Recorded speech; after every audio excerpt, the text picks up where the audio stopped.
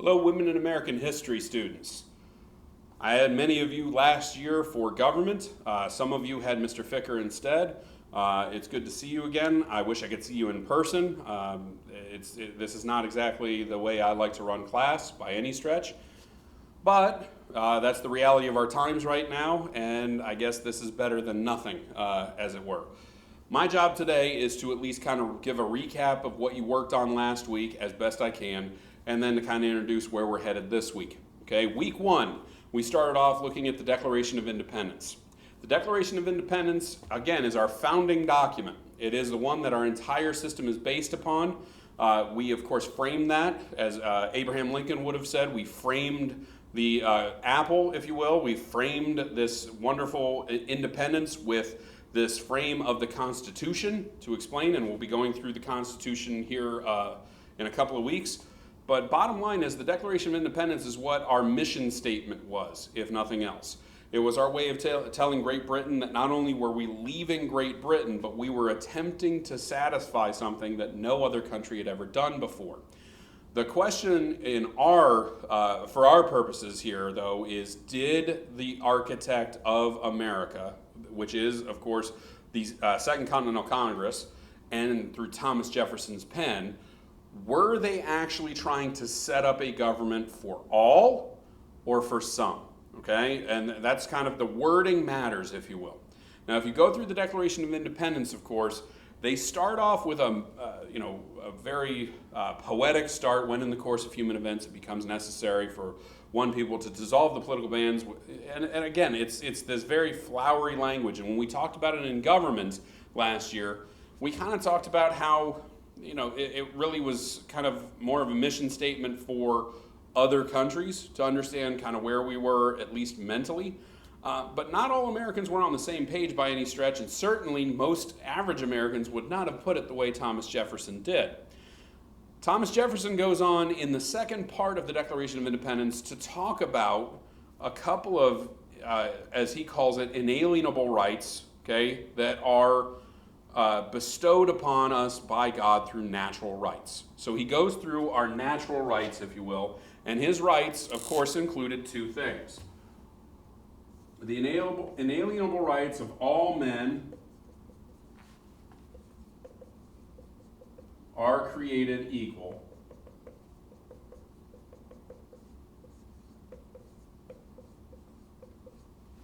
And he calls it self-evident. Now that's an addition by Ben Franklin. Ben Franklin threw that one in. He kind of changed the wording. If you look at the original draft of the Declaration of Independence, he changes that to self-evident truth that all men are created equal. Now, of course, this is hearkening back to John Locke. We talked about it last year in government class, that Thomas Jefferson is basically just rehashing John Locke's second treatise on government, and he's just kind of putting into words, at least officially for our purposes, a governmental viewpoint that had already been around all throughout the Enlightenment. But he says all men are created equal, and he says they're endowed by their Creator with certain unalienable rights. Among these are life, liberty, and the pursuit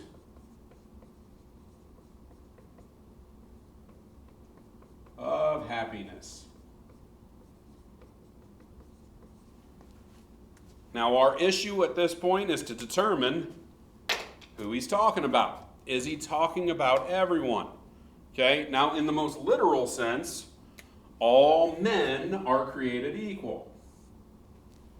Does he mean just males? And if so, does he mean certain types of males? Because remember, in 1776, it's not exactly an equal society for all men. Economically, it's not exactly equal. You have these landed elites like George Washington, Thomas Jefferson, who own huge plantations, okay? You have people that are merchants like John Hancock who can buy, sell, and trade anything. And you've got people like Ben Franklin and John Adams who are considered titans of academia. Scientists in Franklin's world and diplomats for that matter, John Adams through statesmanship and his writing. So you have this very, very elite group of men who do not really believe they're equal to the lower class, if you will, the people that are scratch farmers, the people that are little tradesmen, if you will, people that own little shops and stuff, they don't believe they're equal to those people, okay? They believe that they are kind of the upper echelon of American society. Now, we don't have landed elite over here, and that's part of the reason why some of these guys were writing this document. You notice in America, we don't have the second Earl of Rhode Island. We don't have the Duke of New York. There's no such thing as those landed titles. We didn't have that because we were considered colonists. We were considered the second class to the British citizenry. So even the lowest citizen in England could still always kind of say, well, at least I'm not a colonist. At least I'm not one of those people. And that's where people like Jefferson would take offense. By that same regard, it's really hypocritical because Jefferson would treat people of lower social standing like that here too. And we're talking about white people too. So this isn't just a white-black thing from the start. It's also a socioeconomic thing. Now, of course, when we talk about men, we could be talking about the racial disparity because people like Jefferson were landed elites who owned a tremendous amount of slaves, hundreds of slaves on his own personal plantation of Monticello. They built his house, for crying out loud. They tilled his fields. They farmed his tobacco. They took care of his estate. And because of their efforts, because of these slaves doing the manual labor, Jefferson had the ability to study up on Enlightenment thought. He had the luxury, if you will, of studying and writing and doing research, whatever the case may be. That was kind of different. So when we're talking about men, if we're only talking about men, we could be talking about any number of things. It's a very complex thing. You could even go back to the Bible as well, that many of these people would have been referencing the Bible at many times. And if you read the Bible, how many references to men are in it? I mean, God is referenced as he, capital H-E, okay?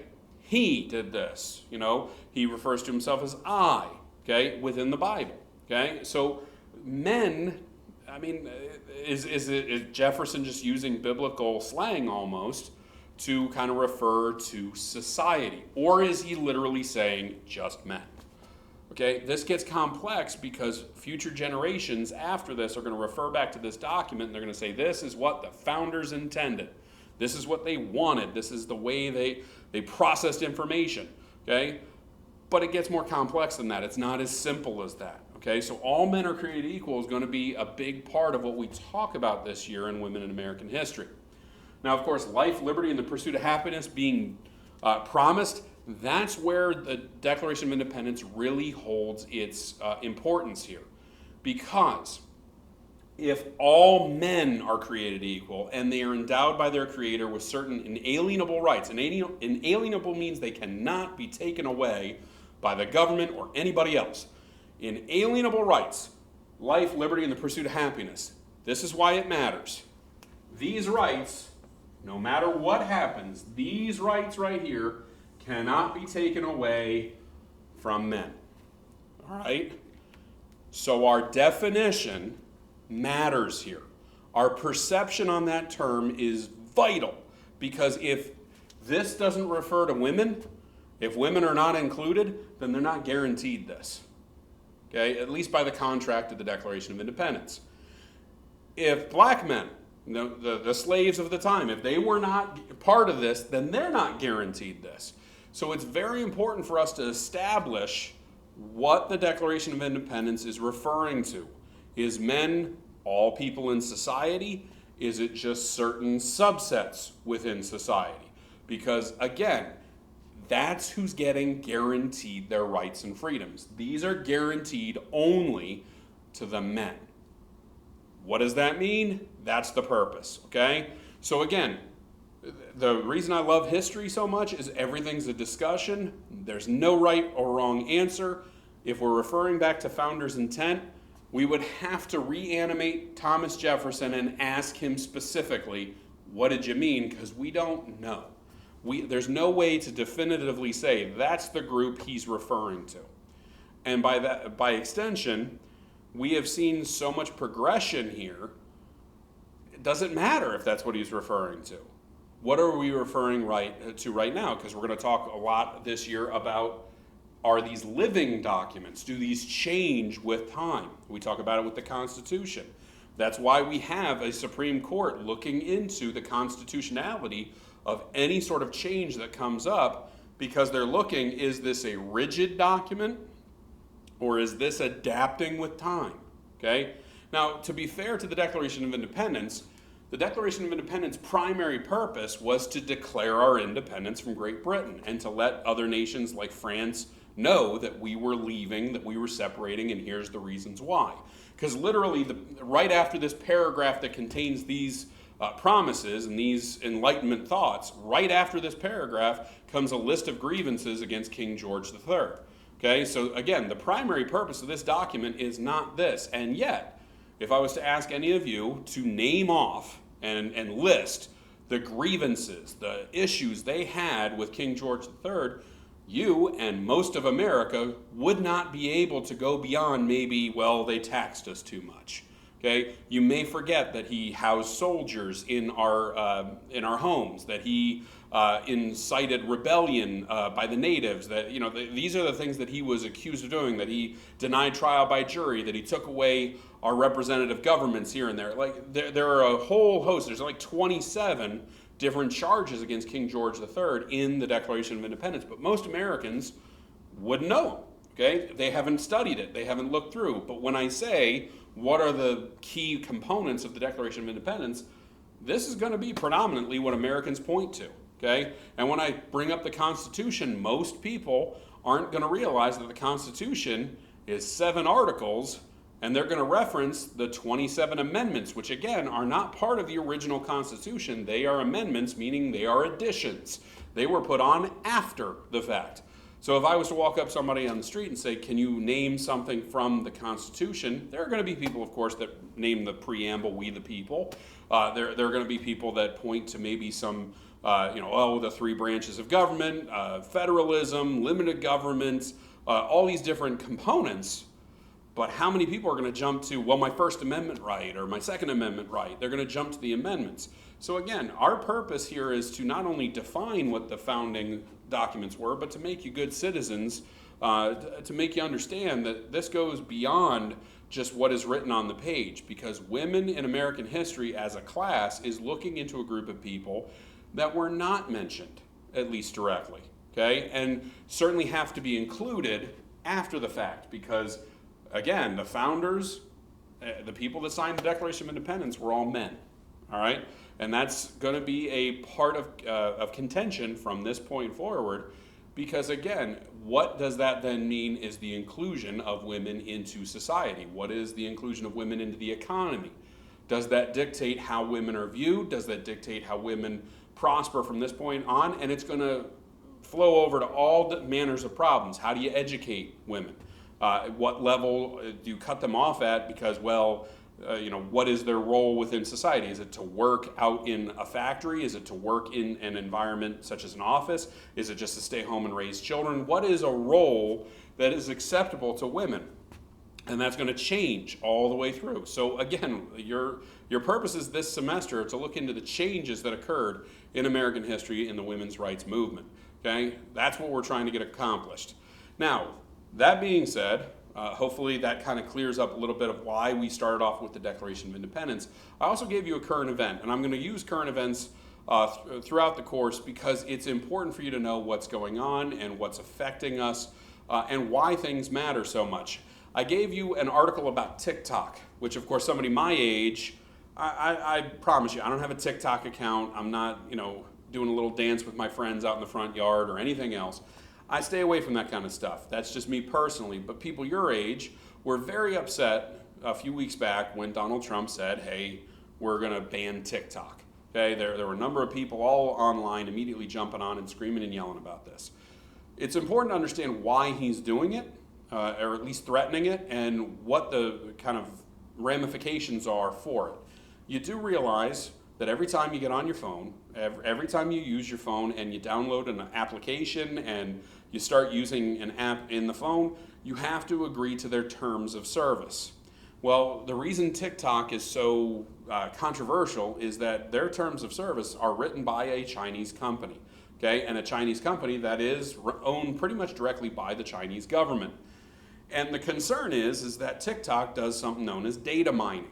And if you don't know what data mining is, it's the idea that when you use the application can literally go into your files and look at things. They can, and this is the same thing that websites do. If you've been on the internet and you've noticed recently, they've had little banners at the bottom or top of the page that say this website uses cookies. You have to agree to it, whatever else. Cookies are digital little, kind of bookmarks, for better terminology, that kind of identify you. They serve to identify you so that when you navigate to a new site, that site can kind of see what your browsing history has been and see what you're interested in.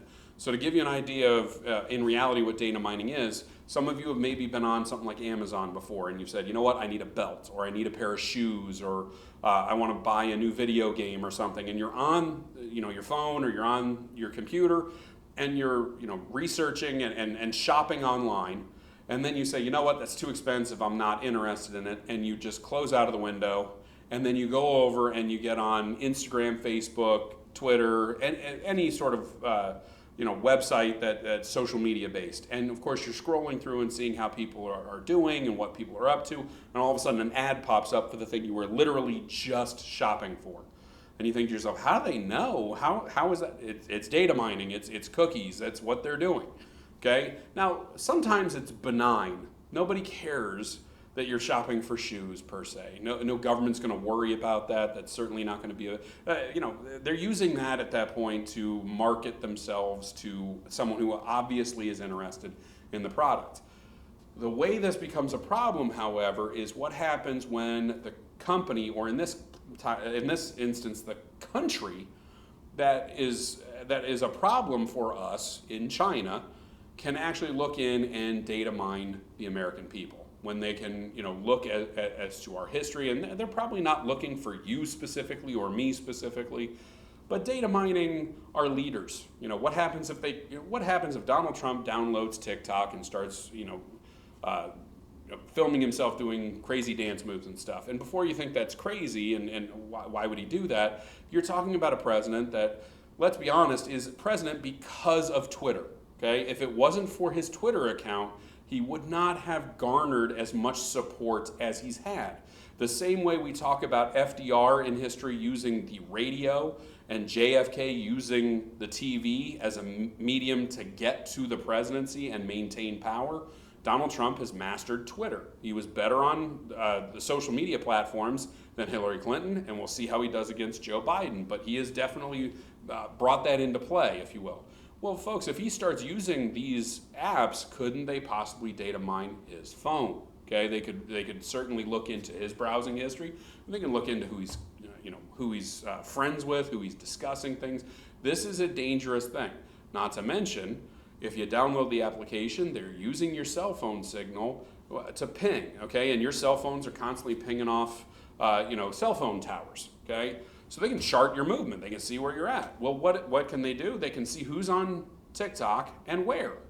Okay? What happens if they know you're a member of the military and you are on a military base? Couldn't the Chinese then use that to figure out where military bases are? They can bring up a map of the United States or the world and find out where you are. Okay? And of course, it's just cross-referencing. If you're in a military uniform on your Instagram, then you're probably a member of the military, and they can see where you live, they can see where you go to work. This is kind of the problem that he's talking about, is it's just too much. Now, are they actually using that? We don't know. We don't know what they're using the data for, but that's what he's concerned about. He would much rather TikTok be owned by an American corporation. So that's kind of the background of why I wanted you to look into that. Now, some of you, of course, are going to immediately launch into, well, wait a minute, it's something I like to do. Why is he taking it away? He doesn't understand what young people are doing. In his mind, he's not worried about whether or not you can film your little TikTok videos. He's bringing this up as a national security issue. Okay? So again, just trying to give you a bigger picture item here about why that makes the news and why that's important. We'll be doing that throughout the course of the semester. Again, I welcome you to the course. I hope you are actually interested in some of the topics that we're going to be talking about. I certainly would invite you to ask questions, and I'll be doing office hours, and I'm going to start this week at noon, roughly every day. There should be a link to a Zoom conference where you can log on and ask questions about assignments, and you can also talk about any of this. If you want to have a follow-up question to what I've talked about here today, whether it be the Declaration of Independence or the TikTok stuff, you can certainly log on and ask. This week we'll be focusing a little bit on colonial times, so prior to this, how did we get to this point? We're going to focus on that, and I'm going to have another current event article for you as well. Again, if you want to suggest a topic, you can certainly log on and suggest that or email me at any time, especially if you have a question about a topic. If you really are just kind of intrigued by something and want to go in more in depth with it, you can drive the course. I'm not married to a curriculum at this point as much as I am interested in trying to give you as much as possible to discuss, to learn about, and to further research on your own. Hope all of you are doing well. Hope you have a safe and happy Labor Day weekend. Hopefully we can talk in person sometime soon, but as it stands right now, that's not a possibility. So please, I invite you to log on to the Zoom chats every now and then, if nothing else, just to say hi and ask some questions as necessary. Okay? All right, folks. Have a good one.